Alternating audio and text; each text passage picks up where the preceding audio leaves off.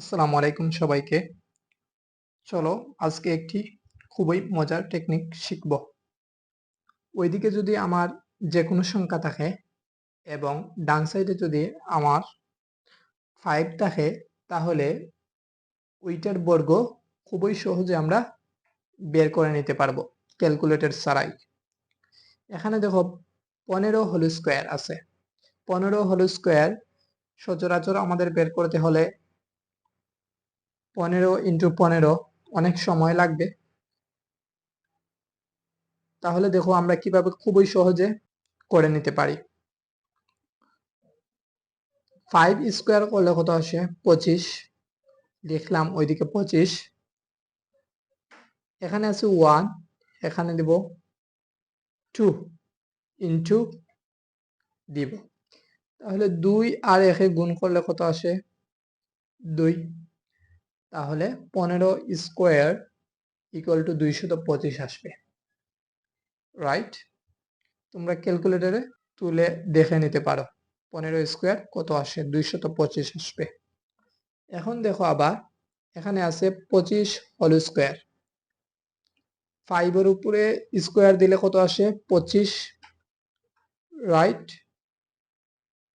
এখন দেখো এখানে আছে 2, এখানে আমরা দিব কত? 3, গুণ চিহ্ন দিব। ওই 3 ইন্টু ওই 2 যদি করি তাহলে কত আসবে? 6, অর্থাৎ 25 হোল স্কোয়ার ইকুয়াল 625। এখানে দেখো আবার 45 হোল স্কোয়ার আছে, তাহলে আমি বলছি 5 স্কোয়ার যদি করি তাহলে কত আসবে? 25, এবং এখানে আছে 4, আমি দিলাম ওইদিকে 5 ইন্টু 4 যদি করি কত আসে? 20, অর্থাৎ 2025। এখানে দেখো 35 হোল স্কোয়ার, 5 এর উপরে স্কোয়ার যদি দেই তাহলে 25, এখানে আছে 3, এখানে আমি দেব কত?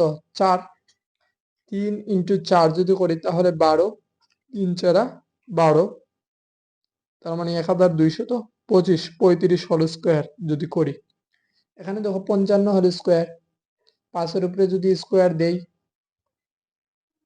তাহলে কত আসবে? 25, রাইট? এখানে 5 আছে, ওইদিকে আমি কত দিব?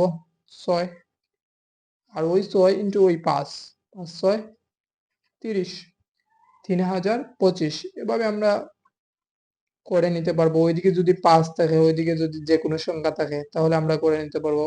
বাম সাইডে যে কোনো সংখ্যা এবং ডান সাইডে যদি 5 থাকে এবং যদি বর্গ করতে বলে, তাহলে আমরা এই ফর্মুলাটি ব্যবহার করে, মানে এই টেকনিকটি ব্যবহার করে খুবই সহজে অল্প সময়ে বের করে নিতে পারবো।